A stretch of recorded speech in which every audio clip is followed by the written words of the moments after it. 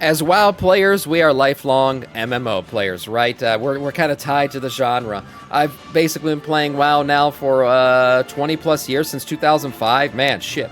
It's a long time I've been playing this game. And I love the MMO genre. I do. It's my favorite genre of games to play. I love the interactions with people. I love feeling like I'm in a world that's alive.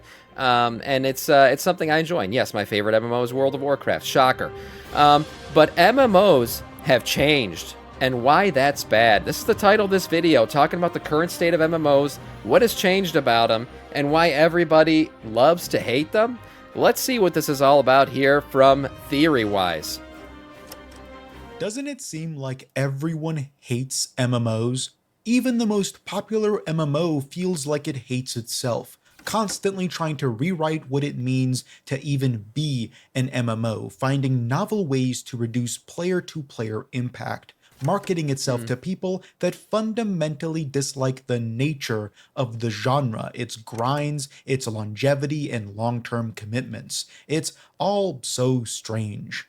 It's a genre now reliant on people paying money to skip the parts that were the most foundational to them developing their love of it, retroactively disallowing anyone else to form the same bonds they had all those years ago. I love games, I love MMOs. Yeah, but boosts do exist. I mean, that's a thing for sure. But you know, no one's making you use the boost. That's the truth. No one's making you do that shit. If you want to play through all the old content, level up that way, you certainly still can. I do agree that you know, they've changed things a lot. They do seem to be marketing to new people, and that just goes towards corporate America, right? And you know, the market's pressure to always be growing, to always be expanding, never-ending expansion and growth. But to be honest, like player housing and all these other things they've added to the game, while it's not for me necessarily, I'm okay with new people coming to the game because there's a new feature that they like that maybe was never part of WoW before. I don't hate new people coming to WoW. I think there's like this almost this territorial thing with people who play MMOs, like this is our MMO, and why are they trying to get other people in here? I don't give a shit. I think it's healthy for the game to bring other people in here. The main thing that I don't like for certain is any MMO that goes truly pay to win. I don't think WoW has reached that point yet. Yes, you can pay to level boost. Yes, you can play to get gold. But at the end of the day, the guy who's raiding Mythic raids is going to get to the best gear, and that's still how that all works. There's no way you can go buy the best gear in the game. So while yes, MMOs have changed over the years, also because the player base has changed over the years, society just doesn't work the same way it used to. I still think WoW particularly is in a good place. At least for me, I still enjoy it. Yet I kind of hate them too. I hate whatever this is, and while I don't hate Final Fantasy XIV or Guild Wars 2, I certainly don't like them either. Honestly, I barely even see them as MMOs, maybe as communal collectathons, no more an MMO than these open lobbies that some games have today. You exist together, you might even do something together sometimes, but you're not integrating with one another, influencing one another. What all these people do has virtually no effect on what you experience outside of an instance. Maybe that's for the better. After all, if there's ever been a more frustratingly overused argument for the existence of cosmetics in MMOs, it's the casually regurgitated aphorism, well, it's not like it affects you, so who cares? I'd have to be an asshole to sit here and raise my hand and say, I Just said care. that. I do. But I do, and maybe I am. I know this is an unconventional way to start another Theory-Wise video essay, where I eventually find an excuse to talk about how much better old school RuneScape is than every other MMO on the Oh, market. geez. But He's an old hear school me out. RuneScape, Andy. Collectively, we barely understand what MMOs even are. I mean, it sounds like he's hinting at the fact that he hates that cosmetics are able to be purchased, right? For like armor and shit like that, because you know the coolest armor should be gotten from the content in the game. The hardest content in the game should give you the coolest looking shit. And while I don't necessarily disagree with that, I disagree with the fact that okay, because it's like there's cosmetic shit on the store, that now it's like you know, degraded all the shit from the game. And the truth is, anybody who plays the game knows where the cosmetics came from. Okay, anyone who plays the game, when you look at somebody who's currently armored up in the game, you know when he's wearing his fucking badass tier set that he just got from the raid. You can see it unless he's transmogged out of it, but a lot of times these sets look cool, so somebody's transmogged into it. or somebody who just bought the fucking new set off of the WoW store. Like the truth is we know where the armor comes from. So the armor in the game still holds that reputation that, oh, this guy did the fucking badass content, or that mount in the game, right? We just saw the gladiator mount. Like when someone's on the gladiator mount, you know they're a fucking badass. They just got gladiator that season. Whereas somebody who bought the store mount, the new flying squirrel mount on the store, you know where they got that from. It's from the fucking store, so it doesn't carry the same prestige. While it might not, while there's some really cool looking items, the coolness doesn't matter necessarily. People in MMOs carry some of the ugliest fucking looking items you've ever seen, but it's because that ugly item came from a really hard to get source. And that's where the prestige in MMOs comes from. It's like, what have you done? What have you completed in this game? And a lot of times the coolest items are the things that came from the hardest places.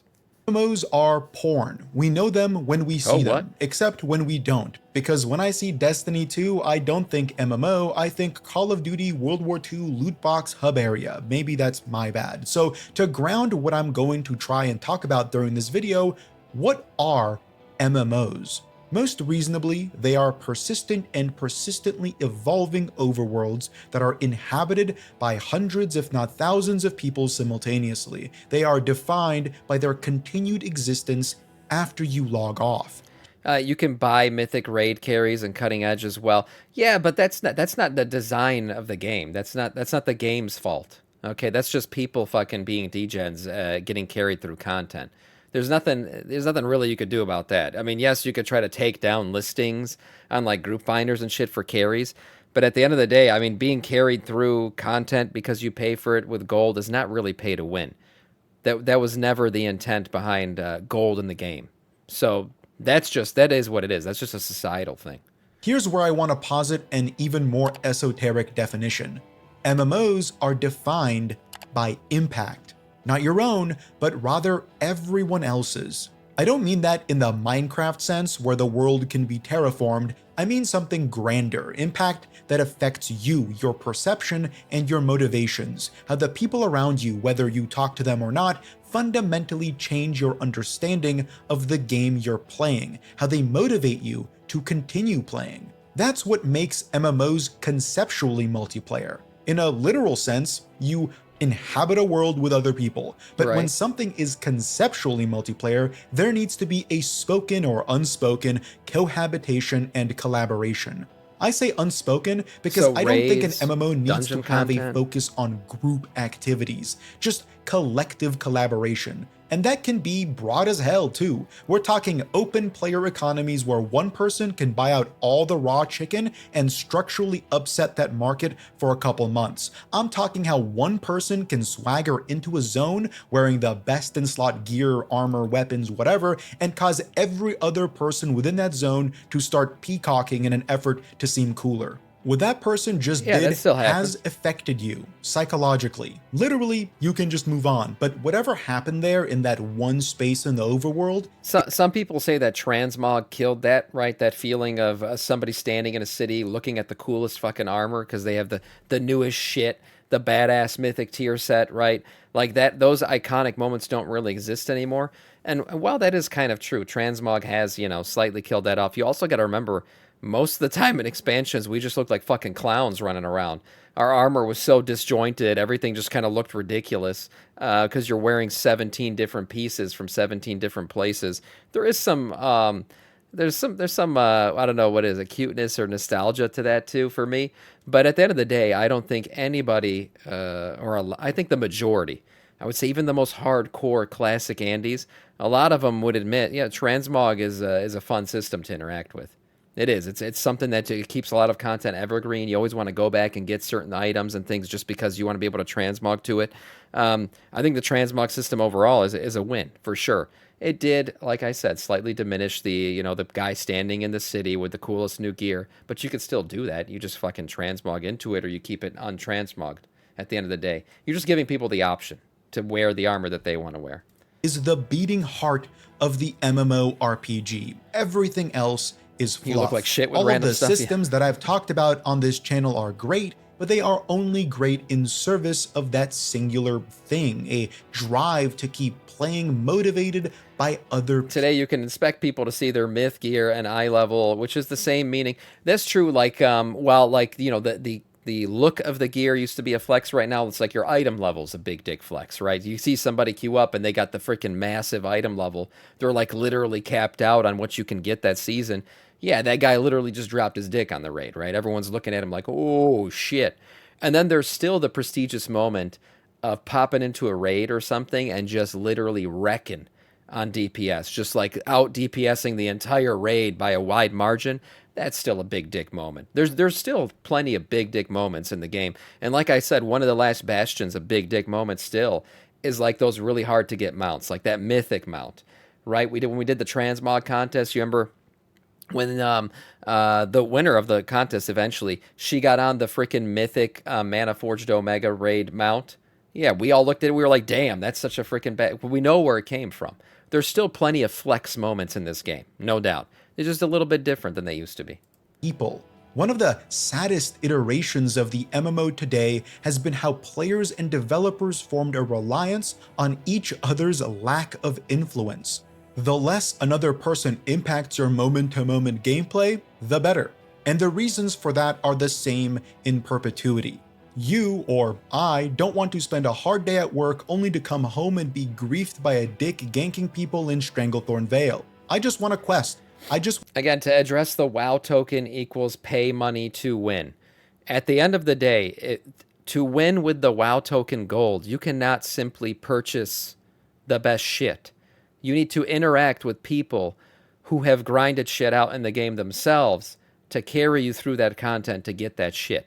You cannot simply turn around and use the gold to buy the best helm in the game. You need to then go with the people who have actually played the game and grinded shit out themselves because they couldn't pay for that helm either, and they will carry you through it. That's a player interaction thing. Like that's literally a player created pay to win. That is not a Blizzard created or whichever insert game company who made the MMO in it. There is plenty. He sounds salty. No, it's just not a fair comparison. I feel like, because at the end of the day, that's the community literally creating that pay to win, not the game itself. Want to play my game that I paid for, and this person is making that fucking impossible. And unless you, the developer, remove this, I will complain. Unless they are punished, I will complain. Unless I can get back to playing my game, I will complain. So what is your game though? You joined a PvP server, you went to Stranglethorn Vale, you subscribed to a game where PvP exists, and you actively chose to participate in an MMORPG knowing full well that other players exist in your massively multiplayer game. But you're also right, you should be able to pursue your goals ungriefed. I can't just lean back in my chair and say, well, fight back, engage, play, because not only would I also complain, and I have, but because the genre has existed for long enough for all of us to understand that these kinds of frustrating PvP interactions don't always create for successful games. After all, there's a reason why every single large-scale PvP-driven MMO doesn't succeed. Ashes of Creation really started out that way. I mean, Ashes of Creation was like a player-driven, it's supposed to be community, and just, look what happened to it. It's dead. Where is it now? It's dead. If you remember even, what was it called? Jesus. The Amazon MMO. Why can't I remember its name right now? Whatever the fuck it was. Someone will say it in chat right now. That one, when it first came out and we first saw like alphas and betas of it, they really wanted to create a very much like an interactive PvP guild capture land style game. And they kind of regressed from that. Yeah, New World is what I was going to say. Yes.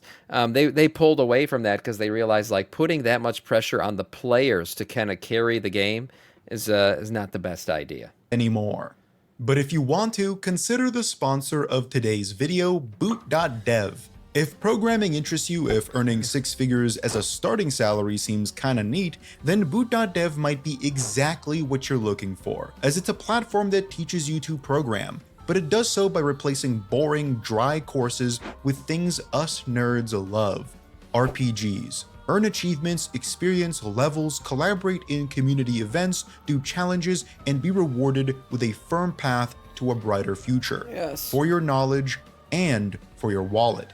They offer courses for all kinds of different programming languages, from Python to TypeScript to SQL. You'll feel right at home learning whatever interests you first. And if that wasn't good enough, you can explore boot.dev for free. Don't commit to a course until you are certain it's the right fit. That, alongside a 30-day, no questions asked, money-back guarantee, gives you the reassurance that boot.dev is out for your future, not just for your paycheck. If all of this sounds awesome, use my promo code or QR code found on screen to get started with a great discount on a yearly purchase. Here it is, use the now man's back code. to the video. I just tried to outline why exactly MMOs can't be. It's why most popular MMOs have done their best to distance themselves from the roots of the genre, a genre as influenced by the ability to grief other players as it is by the ability to pursue your own goals despite that. I've remarked in previous videos on how I think MMOs today have fought back against those older standards by overcorrecting in the opposite direction. Instead of putting a limit to how many times one person can kill another person, they've removed the ability to kill entirely. Well, I mean, if you remember, like hardcore, like old MMOs, we're talking like EverQuest and shit, you couldn't just be griefed. You would literally lose shit from getting killed in a PvP like moment in the game. Like, you could literally get your corpse looted. That was a big deal. And if you remember, if you were, like, paying attention to the MMO genre when WoW came out, it was very much criticized by a lot of the EverQuest community for being, like, the noob people's MMO. Like, the noob man's MMO, because that, like, you could just corpse run through shit. You know, running back and only taking a bit of armor damage for a death was, like, considered not a big deal penalty. Whereas in EverQuest, dying in EverQuest was like, you know, people fucking got put on suicide watch for that shit. So that degradation, or kind of, I don't know what you want to call it, like mainstreaming of MMOs, that started with WoW, really, and that's why WoW took off. It really did become, it took the MMO genre more mainstream. And I don't think that was a bad thing. I think a lot of people, even the classic Andys, can agree that WoW making MMOs more accessible to just, you know, the average person, and not only the most hardcore of hardcore, I think was a good thing. I do. Have they gone too far with some things in more recent years in MMOs? Yeah, maybe. To try to make it more accessible to people? Yeah, but at the same time, like I said, I still enjoy the game for what it is, even freaking, what is it, 20-something years later. Baby, flush down the drain of antiquated design with the bathwater.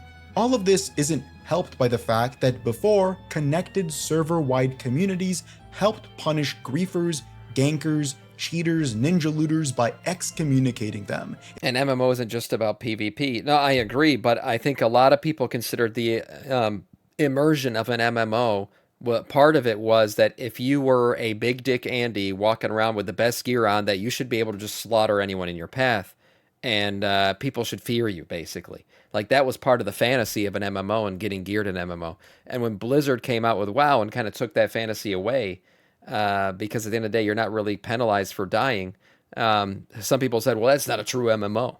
That's not real. And where's EverQuest now? Well, it's not where WoW is, that's for sure. It was a punishment enforced by players. It was emergent. But today, when servers exist only insofar as a company wanting your $25 to transfer, that can't happen. No communities form in the ever-expanding amoeba of cross-server gameplay.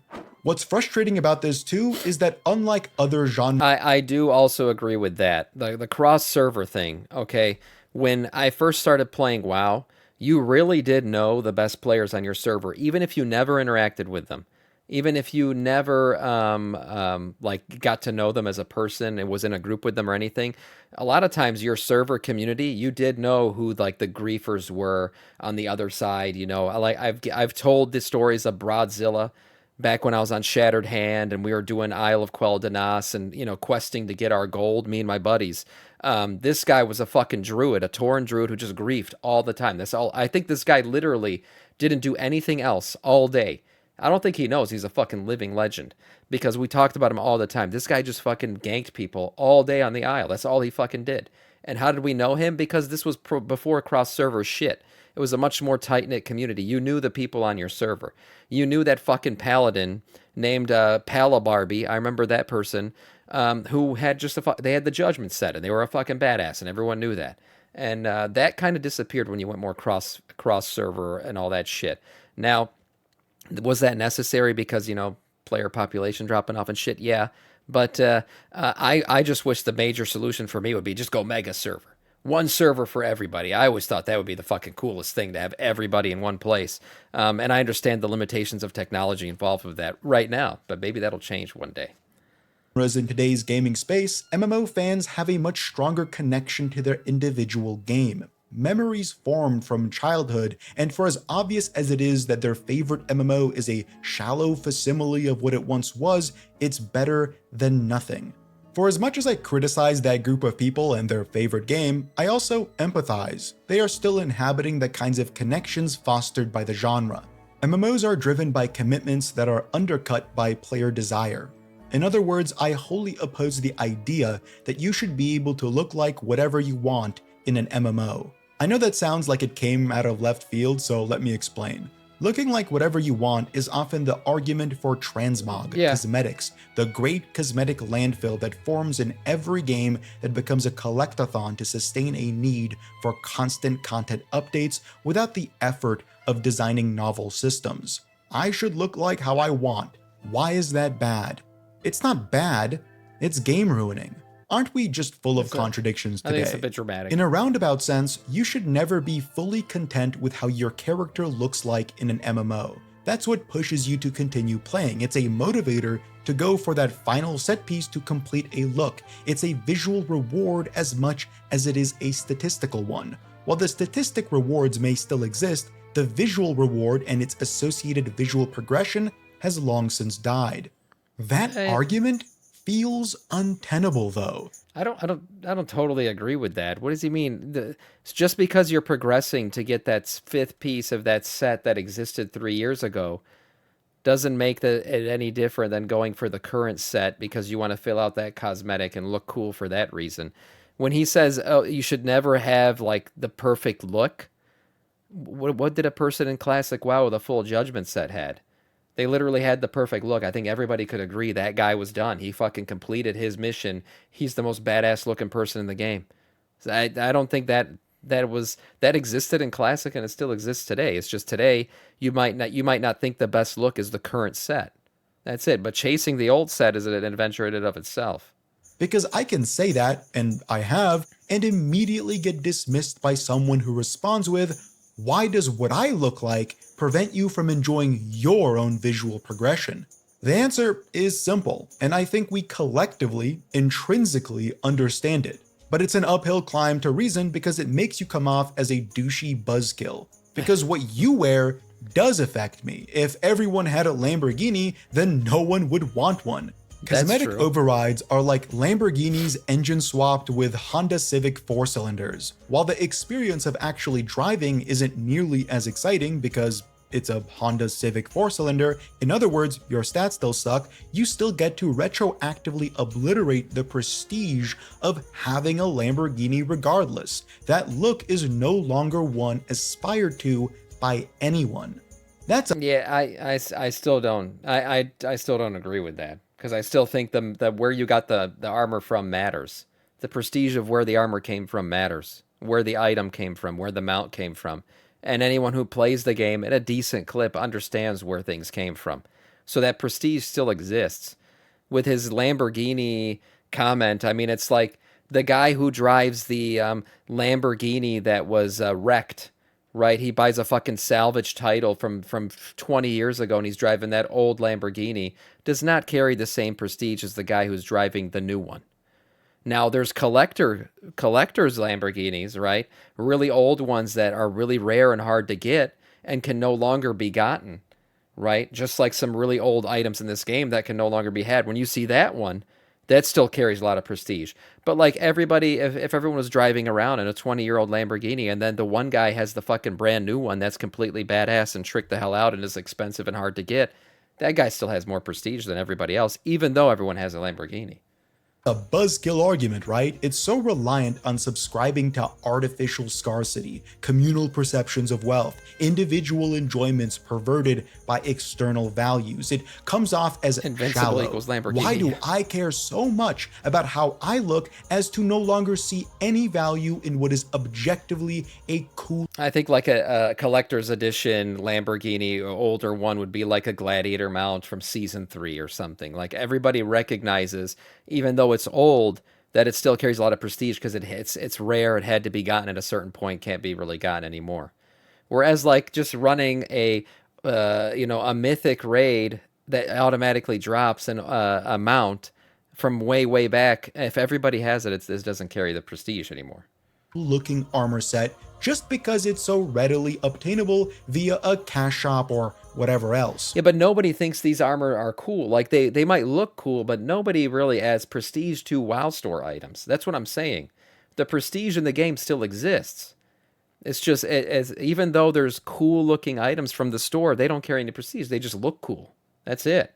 Why am I so keen on replicating the socioeconomic disparities that plague our real world today? Well, Blizzard could add a toggle that you see the default gear. Not sure how hard this would be to put in the game, but bashing transmog, we did that 10 years ago. Move along. Yeah, they could add a toggle. Maybe I don't know if that would really be fucking game breaking. It might be a tough one. They have a toggle for crabs to turn into spiders to turn into crabs, so maybe it would be the same shit. Maybe not. But yeah, I've never understood really the argument that he's putting forward right now. Aren't games supposed to be escapes from the harshities of the world? Why would you want to play a game where you are as second class a citizen as you are in real life? Simple, because effort is rewarded, especially in a game where it's fun, shorter, Still and is. consolidated. It's the same reason there is a not insubstantial number of people who buy every truck driving simulator on the market. What they're doing is living out the fantasy of being a blue-collar worker in rural Arizona. The artifice separating it from reality, though, allows you the unrestricted feeling of being able to step back in a way you wouldn't be able to if your real-life income depended on it. It hones in on the joy of labor with none of the pressures of it. What makes you burn out on a job is feeling stagnant, a lack of agency. Great games, great MMOs give you enough agency to create a joy in labor and a tangible progression in your status. You start out with nothing and eventually become something, an event that doesn't always happen in the real world. But in an MMO, if you are to put in enough time, it's guaranteed. I can Yeah. only defer to human psychology. There's something in us that recognizes scarcity and sees value in it. Sees value, perception. But that still exists. That still exists. Well, I don't get why classic Andes like to cling to this argument. It still exists. You still have, if you put in the time and effort, you will get the coolest shit in the game eventually. And everyone will recognize that you have the coolest shit in the game. I don't get it. The irony is that visual Why? Because there's a fucking fursuit, Murloc fursuit on the WoW store that has ruined the game for you? I don't understand. Don't buy the fucking Murloc fursuit. And nobody thinks the Murloc fursuit is cooler than the mythic tier set that's currently available. here are often more important signifiers of value I don't know. than internal mechanisms. I'm not certain of this. Achievements are still a thing. Titles are still a thing. Like everyone recognizes gladiator titles and shit like that.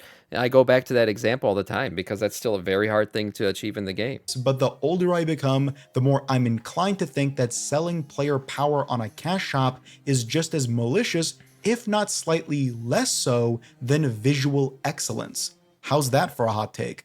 By destroying the visual cohesion of a world through upsetting the balance of player progression, actual visual progression ceases to hold much value as well. You become less connected to the world when your giant floating sword made of star metal and dragon shit is dealing the same damage as my flaccid stick of 1,000 truths. By disconnecting external visual value from internal statistical value, you separate the world you inhabit, with the ones and zeros that make it function. I can see this argument a little bit. I can, where yeah, the guy with the fucking weird, bikini, male bikini transmog on is cranking out damage. Does it break immersion slightly? I could see that argument. I can, but at the same time, like I said before, a lot of us could pump out crazy numbers before, but we looked like fucking clowns because all the shit we were carrying was like ridiculous.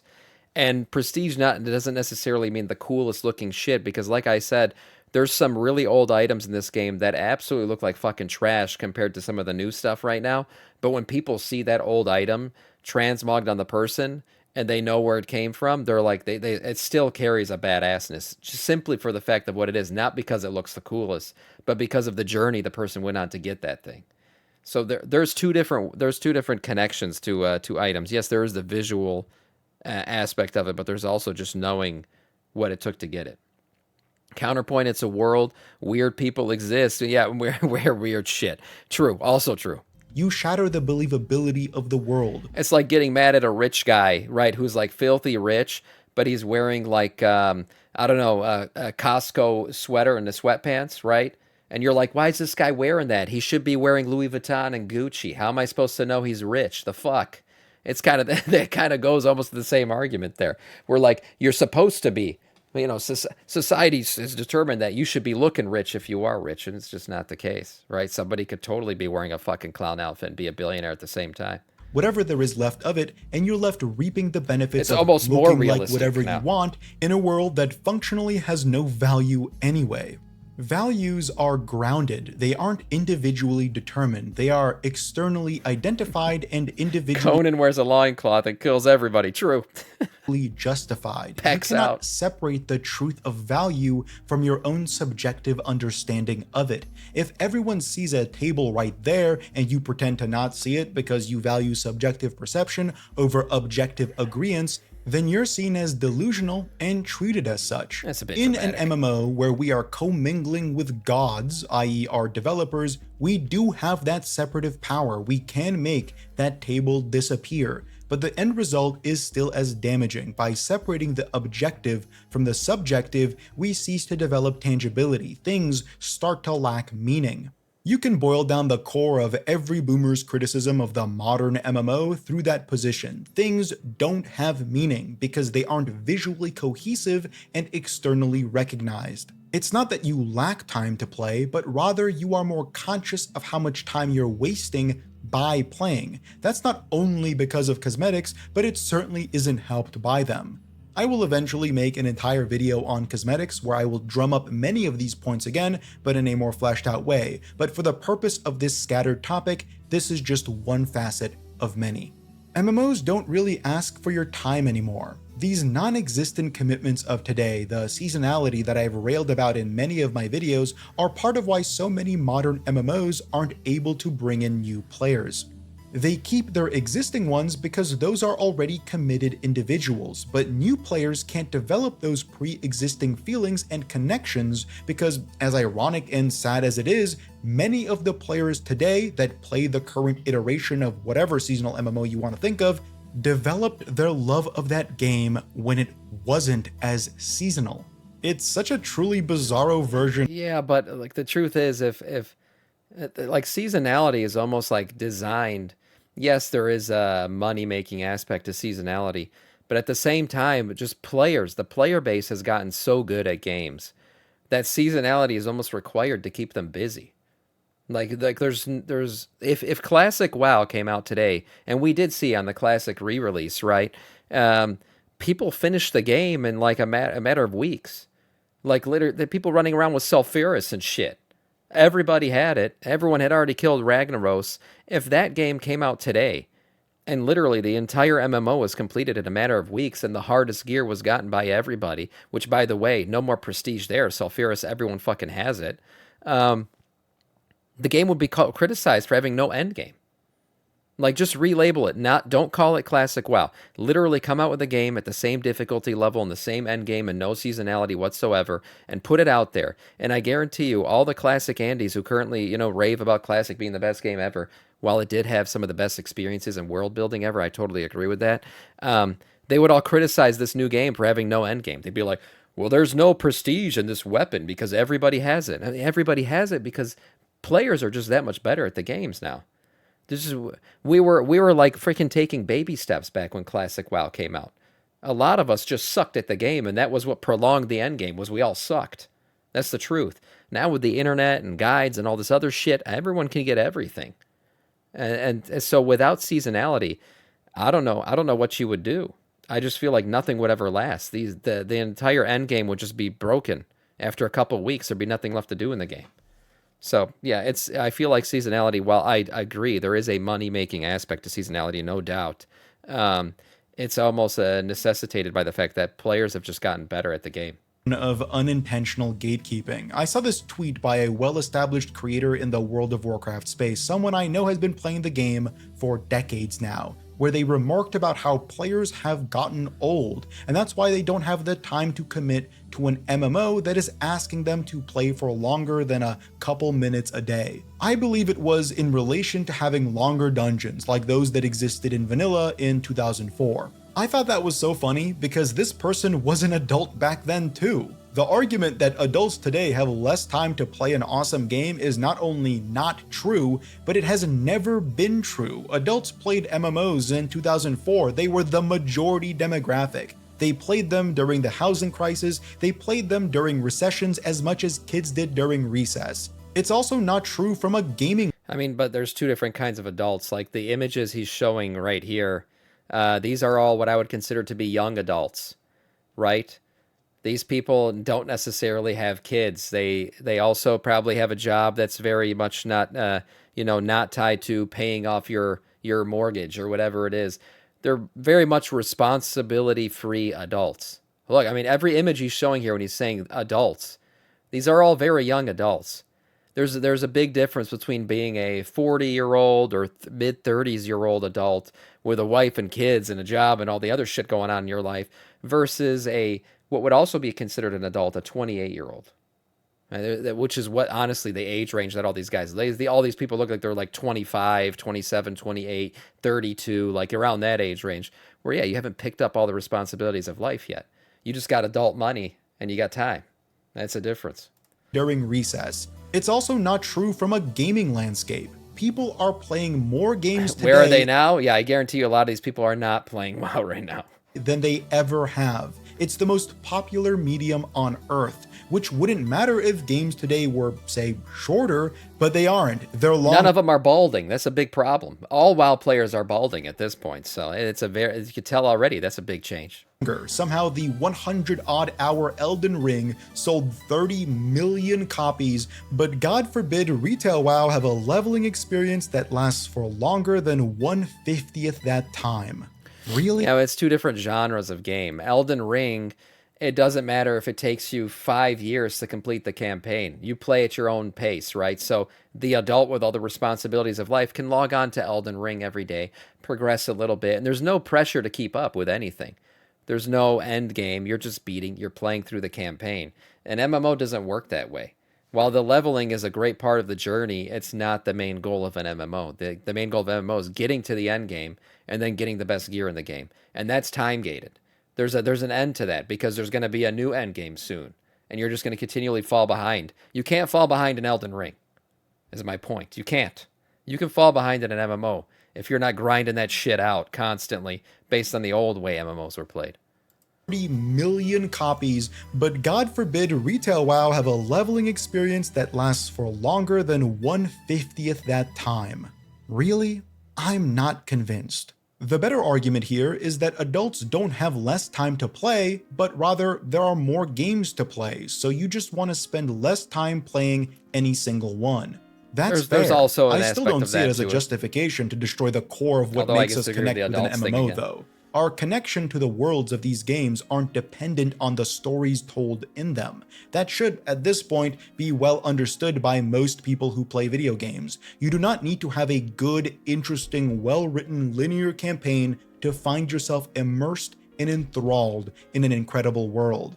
You just need personal experiences and time. That's it. It came easier as a kid because you did have more time to play and were less conscious of time wasted. You had less of a perception of time itself. But it's very much still possible as an adult. MMOs have just incorrectly responded to this observation. Instead of promoting further connection, they have defaulted to not providing one altogether. That's why most of them aren't getting many new players, and those that they do get don't develop strict and never-ending bonds with their characters. I think it's worth saying that I'm being general here. I'm not trying to suggest that literally not a single new player has ever started playing retail WoW and enjoyed it in the past few No, years. we know there Just have that been. the amount of new players is relatively paltry. But again, he makes the point. I mean, is that because MMO the genre has fallen off, or is it because there's so many other games out now that you can play? Like he made that point that part of this is also there's a ton of stuff out there you can play now. So is anyone going to stick to one game like they used to anymore? No, probably not. A lot of these people are just going to play other games too. There is a lot more competition out there for your time now. Want to know the secret reason why I love and cherish this old school RuneScape character more than I do my multi-decade old human paladin in World of Warcraft? Because I've spent more time with them. Blizzard hasn't given me a reason to play my human paladin much at all. I have cherished memories on him. I remember the raids I used to do. I remember being forced to heal Hellfire Citadel and being made fun of by the guild leader's wife for not being a good healer. I remember getting my first cutting edge. Oh man, I remember logging guild off leader's wife. for the That's a bad one. last time. These are old, nostalgic memories. They mean a lot to me, and I would be sad if this character one day up and disappeared. Walk into the digital. Yeah, and WoW is old, so there's less growth rate for sure. I mean, why do you think investors love to invest in startups and shit? It's not because they think the startup is going to be as big as Amazon one day. They just know the growth that's available to a startup is just exponential compared to Amazon, who has established such a high level at this point. There's not much room for them to grow anymore. Whereas a startup, there's just infinite room to grow still. That's yeah, and again, it's not because they think they're going to be bigger than Amazon. It's just because there's so much room to grow. WoW doesn't have much room to grow. There's plenty of players out there WoW can pick up, yes, but not as much as say this brand new baby MMO that comes out tomorrow. Horizon of my favorite zone, Stormsong Valley, and never return to my character selection screen. But achievements are account-wide. I have them on all my characters. I have those memories in my mind. The character is a token, a reminder, an emblem. He's not a fixture. I can delete him today and forget about him tomorrow. Hell, I can delete him right now and rename my other max level human paladin accordingly, and virtually nothing beyond my personal knowledge of doing that would change. Do it. Do it. If he's not important, do it. He won't do it. He won't because he still has attachment to him. It goes beyond just the character with the items. On the other hand, if I lost my RuneScape character, who doesn't have even half a decade of memories housed in his tiny digital body, not even 2 years actually, I would be heartbroken. His story isn't done. I put thousands upon thousands of hours to getting him geared, to trying to max my skills. I'm not done yet. There's so much left for me to achieve, and not a single character that I would make after would house those achievements. They are his as much as mine. There are probably millions of identical human paladins to my own, but there's only one RuneScape character like this. One that took the same path as me, who achieved the same goals at the same time with the same time investment. It sounds pedantic, but none of my World of Warcraft characters mean much to me, yet I've played on this account for almost 10 times the length of my RuneScape one. They're a blend of seasonal classes and specializations that I fucked around with for a couple months or even weeks or days before getting bored and moving on. So he's mad that he was allowed to make alts. Is that what it is? He's mad that he made alts. There's really a flood of advertisements curated by Blizzard aiming to appeal to a level of nostalgia in their older player base. Adventure is calling you home, or something along those lines, and it shows a player character entering the new housing system and placing down objects, relaxing, unwinding after a long day of what exactly? I've criticized WoW's incarnation of player housing as being disconnected from the game itself, a fully instanced collectathon that prioritizes individual expression alienated from multiplayer online features entirely. You can't be griefed in your player-owned house because you are the only one there, unless you invite a friend for some reason. You could be making the digital equivalent of a cosmetic Mona Lisa, and unless you explicitly go out of your way to ask your friends to teleport to you, sit through 2 loading screens and witness it, it may as well not exist. Your house is lost media. Anyway, these advertisements appeal to nostalgia by working with a double entendre. I don't know. The player housing arguments I'll never understand. I just won't. A lot of people asked for player housing, and I'm happy they got it. A lot of people's criticisms of garrisons was they weren't giving everything that player housing was supposed to get. You can open your house to the public. Yes, you can. And a lot of those items in there carry prestige. They come from certain places. People can recognize that. Yeah, I don't know. And then he's mad about the player housing advertisements, the commercials. What? I don't know. I don't know. The same argument could be made that if you remember the Chuck Norris commercials and everything, where he was dashing around as kicking ass and taking names and all this other shit, that could be seen as like, oh, they're making fun of the game. It's very silly. Or remember the Toyota Tundra commercial, where the guy summons the fucking Toyota Tundra as a mount and they go kill a dragon. People could argue that, oh, that's stupid. They're making the game look dumb now. They're trying to appeal to people who want Toyotas. I don't know what the fuck this stupid argument is. They don't like the commercial, so they think the game's dumb. Adventure is called. The commercial's not for you. That's what the commercial's not for you. Just because you don't want a Toyota Tundra doesn't mean the fucking entire game's ruined. I don't understand. Calling you home because now you can have a home in the game, but also because you may be a lapsed player like me and want to revisit a world that you have at I haven't one seen point these commercials. loved They kind of look cool. and considered a type of home. It's also a miscalculated double entendre, one that is born from Where can I watch these? What the hell? Are these real? I haven't seen any of these. The Ozzy Osbourne Prince of Darkness. Yeah, somebody could say, well, they're breaking the lore. You know, the Lich King's the Prince of Darkness. What is this? Yeah, wow, YouTube? No way. These look amazing. exceptional marketing slang. It's evocative and provocative, but it means nothing. You aren't coming home because you are, once again, interfacing Look at the armor sets, man. He's wearing the fucking tier sets, too. They're amazing. with a The system Warlock set? disconnected entirely from your home, which in this case would be Azeroth, the world of Warcraft.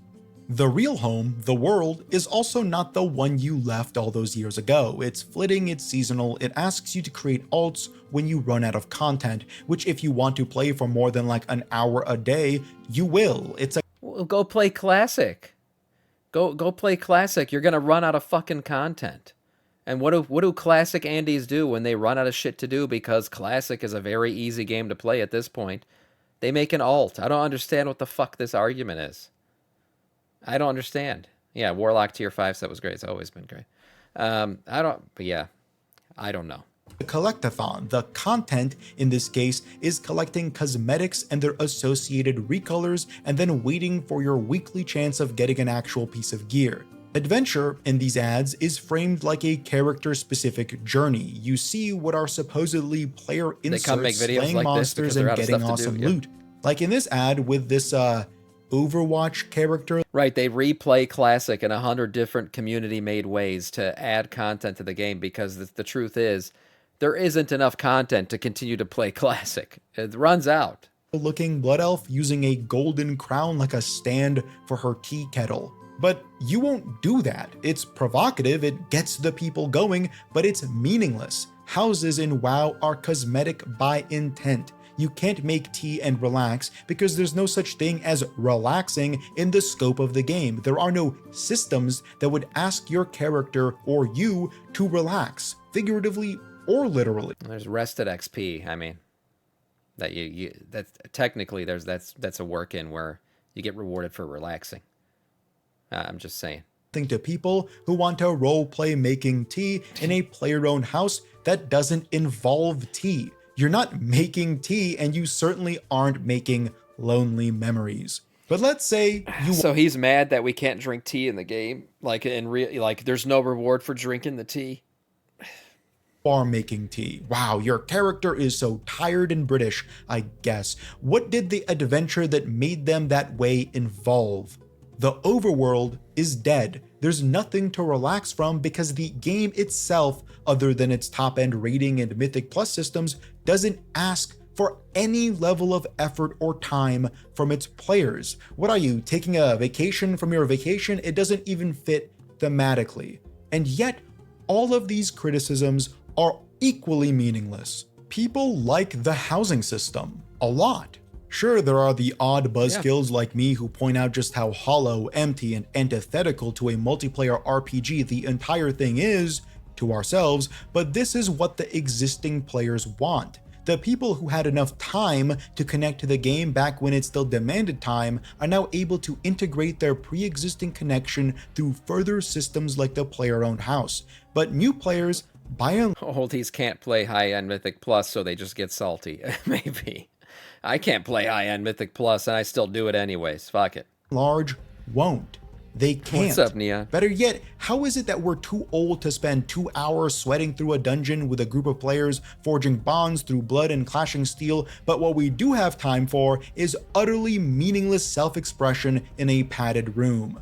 That's bad faith. What I just did there is bad faith. Let me try again. There is nothing more systemically shallow than defaulting to a mindless collectathon. The integration of collectathon mechanics requires no thought. The engineers who made the WoW housing system function on such an old engine are wizards. The Maybe I don't want to think. Maybe I just want to do some pointless ass shit. Maybe I just want to do some pointless ass shit in my game. I don't see how that's a fucking crime. And guess what? If I don't want to do pointless ass shit, there's plenty of real fucking progression I can make in the game too. They literally give you the choice. It's not like they got rid of end game raiding and dungeons for the sake of player cosmetics and player housing. They both exist in the game at the same time. He understands that, right? Come, let us lay waste to this Pismock, realm. thank you for the sub, man. Welcome to our Scourge. Manny hate this video. It's a game, dude. It's just yeah, exactly. He's like getting mad at people for doing shit not for the sake of progression. Like they're just doing shit, and it's pissing him off. artists who brought all of these items to life are incredibly This is a talented. rage bait? Yet the I think it systems is. designers, or at least the directors who manage it's their working. integration, are about as creative as a DeviantArt Sonic OC. A collectathon in an MMO is so Like the easy free to watch. integrate because it doesn't require integration.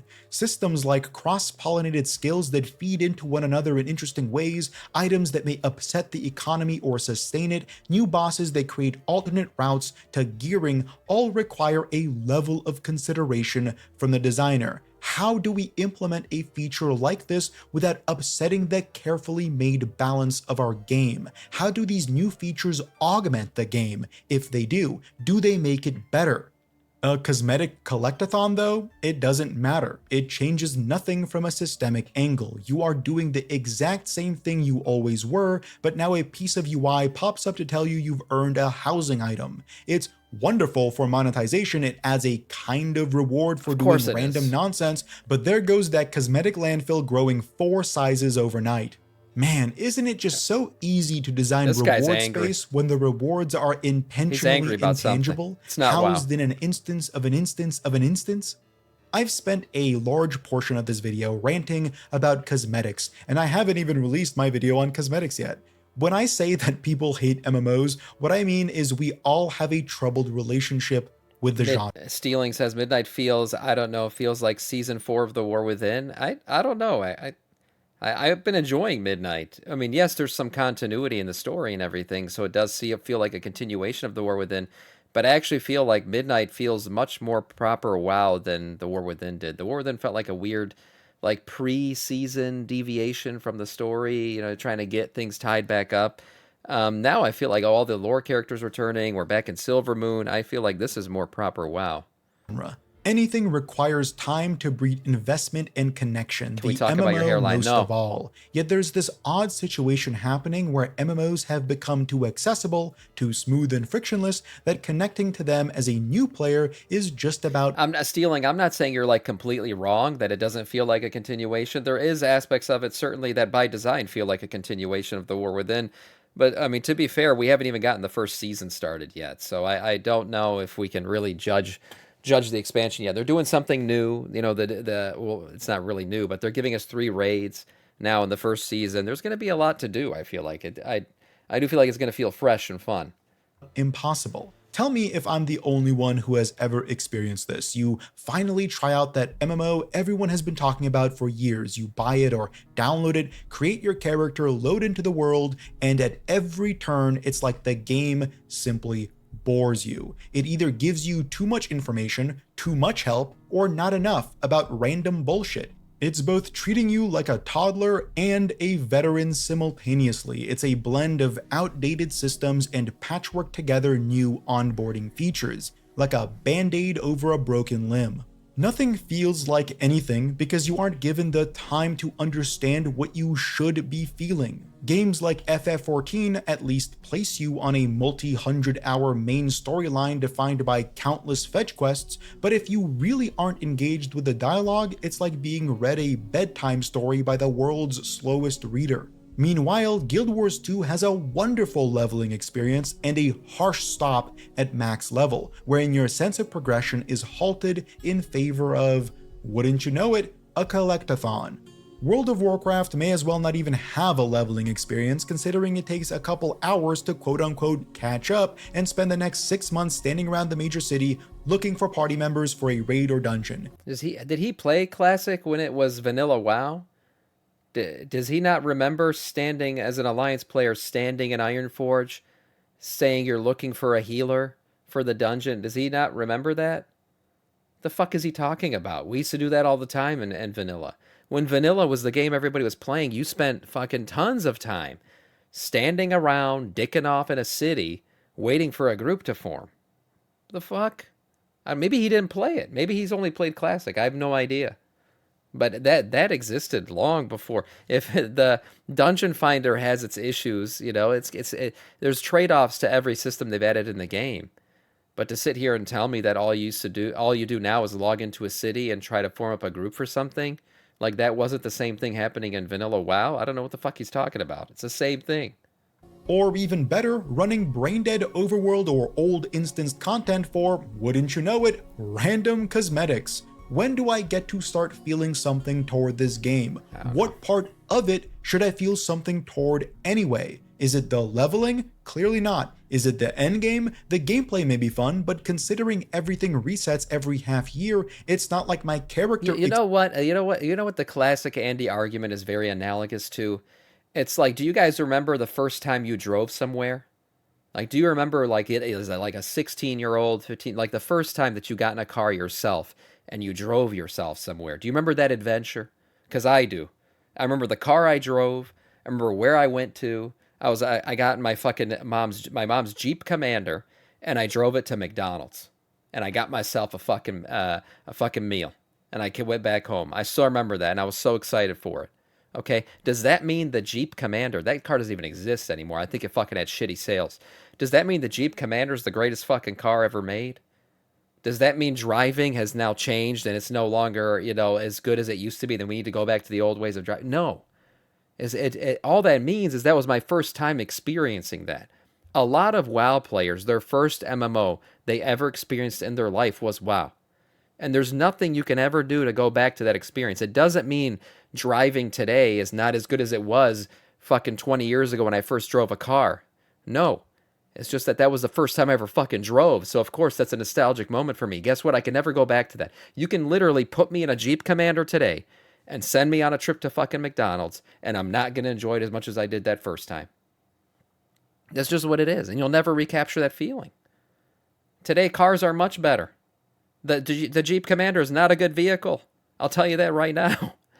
Today, my car will fucking drive itself. It doesn't mean that cars are worse because I'm not enjoying it as much. It's just not my first time anymore. People need to get off, man. Experiences any level of long-term RPG growth. Their UI collections grow, I get more mount recolors, but all I'm really doing is ping-ponging between power levels. There's a quality issue with today's cars, I agree, but the Jeep Commander was not a high-quality vehicle is my point. You go look at that fucking car. I'm not talking about, like, comparing cars from the fucking 70s that were made with enough metal in them to fucking make 10 cars today. I get what you're saying about the quality changes. But when I started driving, I'm not that fucking old. When I started driving, cars were already fucking shit. All right. If anything, we were more shit than they are today. We went through a real dip in quality back then. So that my point still stands. Even get to see a visual growth anymore. These games might conceptually be easier to get into, but it feels impossible to get connected to them. In prior videos, I blamed that on friction, and yes, That's true. When you have too little friction, that's because the game ceases to demand anything from you, and when you aren't demanded anything, you zone out. I'm unsure why some MMO fans even disagree with this, considering every other piece of art on Earth is held to this standard. But I suppose MMOs exist outside of this standard too? It's not like they're made to be fun, they're made to be rewarding. That's why grinding ends up feeling good. You can still do that. If it's done and integrated well. A few of the best YouTubers in this space have pointed this out far before I have. MMOs aren't good games, not in the traditional sense. Not in the way Last of Us is well written, not in the way Sekiro is tightly designed. Yeah, definitely. MMOs are not the best at anything. They're not the best combat simulators. They're not the best visual, graphical games or anything like that. They just bring it all together and bring it all into a world that's really fun to interact with. They don't have great moment-to-moment gameplay, So and their overall progression collective that loops makes it fun. atomize around length instead of quality. And that's true if quality means compartmentalized excitement. If games are there to funnel you between intrigue and action, then MMOs often fail. The best ones do offer those things, but at vastly different increments. The intrigue in a good MMO comes while you're in the shower or laying in bed. The action comes after you spent the past hour running through a zone searching for something to act upon. When they try to dilute those elements or outright remove them to focus in on action in the same way Sekiro does, what you're left with is distinctly not an MMO, just a mediocre action game. That's why I call Retail WoW a bad ARPG. The gameplay is solid, the class design was next to none before it was gutted with the Midnight expansion, yet the itemization is as boring and dry as any other. The way you play is identical to any ARPG. You're filtered between AoEing packs of mindless enemies and focusing on a single boss with a curated selection of mechanics, only to be bombarded with samey loot for your, efforts. Because Classic is any different. You're not just getting mobs and killing them and then fighting a boss with mechanics and then getting the loot. I'm having a hard time following the argument. Its original nature as an MMO acts as opposition to this, and something Blizzard tries to hide. You can see this in their choice to make other people impact your gameplay as minimally as humanly possible, while staying true to the group content they've built around the game. It's really weird. MMOs aren't good in the same way other games might be. They're good in output. When they follow the actual long-form engagement archetypes that I think are mandatory, are good, like going to the gym is good, albeit in a far less healthy way. The process of being at the gym is tedious, laborious, annoying, frustrating, painful, and sometimes really, really boring, especially while you're doing cardio. Yet, after you take your shirt off at the beach and half a dozen people ogle your body, it kind of feels worth it. It feels good knowing that you've not only become healthier, but all those people around you have recognized your hard work. And then what happens if you stop working out next winter? You fall behind, you get fat again. You look like shit. It's seasonal content. Fucking working out is seasonal content. If you don't work out every season, guess what happens? You fucking fall behind. What's his point? Again. Suddenly, the long days and nights on a strict diet, on a strict schedule, forcing yourself into a sweaty, dingy place has paid off in a wonderful way. Well, you could show people pictures of what you used to look like, but it don't fucking matter. You're fat now. You got to get back on that seasonal grind. The best grinds are like that. Them being restrictive tests of patience creates exclusivity, and exclusivity creates value, and value creates recognized achievement, and recognized achievement creates external motivation. I really think most people implicitly understand this because most people are against pay-to-win in their favorite games. Pay-to-win creates an environment where your achievement ceases to be recognized and exclusive because it's undercut by various modifiers. You can't create external motivation when external motivators don't feel fair or in some cases don't exist. The people around you have an influence over you, whether you want to admit it or not. That is the case in our world. You can't exist in it without those around you influencing how you act and how you think. You Right. can't live in a purely subjective bubble of self-reflection. It disconnects you from reality and honestly is selfish. It breeds solipsism. It disengages from the universe. It's categorically unempathetic. While subjective values, personal growth, can be started internally, they are only concluded externally through aligning how you perceive yourself with how others perceive you. Yeah, you get a high item level, people perceive you as good. You don't, people perceive you as not good. But, queue up for a dungeon with a really high item level and see if you don't get invited quicker than, and also get achievements, and see if you don't get invited quicker than somebody who doesn't have any of that. And when you get rejected, what does that do? That motivates you to go then grind out shit, get the item level necessary to get invited. That still exists. All of this is to say, if you want to play an MMO uninfluenced by any other player, then you may as well not want to play We're still an influenced. MMO. It's difficult, isn't it? To hold on to a game like a childhood plushie marred by the scars of decades and decades past. Its ears severed and reattached, its body dulled with grime and age. But why is that plushie worth anything? Why is it that its value is those scars? It's like Illidan.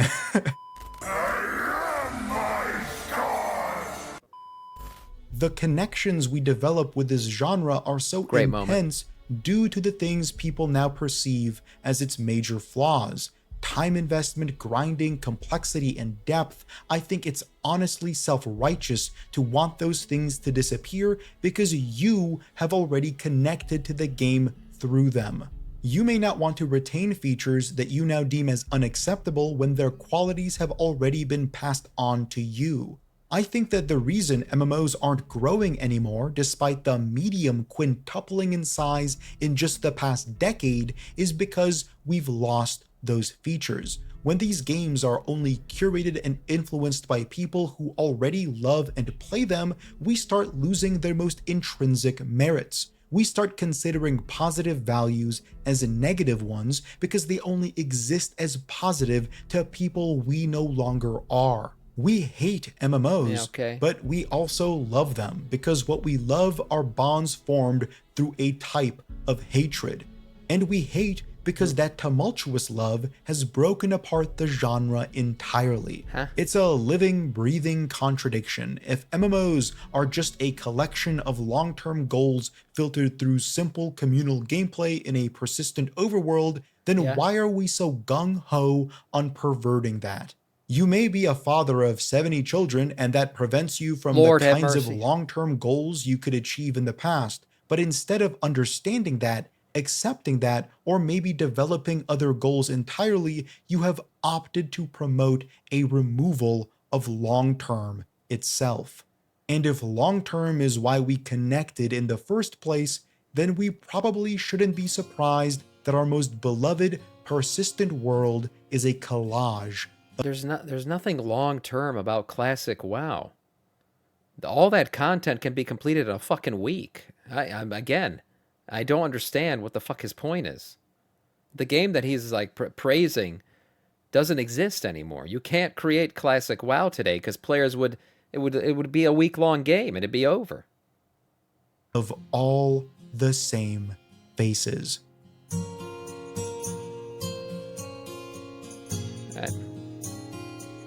I don't know. I think I just got rage baited. I think I got rage baited, masturbated, ja-baited, and every other baited out there. The middle one felt pretty good, though. Yeah, just another, I don't know, delusional classic Andy. I don't hate classic Andys at all. Like, I love Vanilla WoW. And I understand the appeal of replaying Vanilla WoW. I do. It's a great game. Great leveling experience, a lot of fun, reliving that journey. But just like my example of driving to McDonald's, I understand that I can never drive to McDonald's again for the first time. And it's not like McDonald's is the greatest thing ever, and it's not like the road I drove on was the greatest road ever. It was just the first time doing it, so that's what made it great.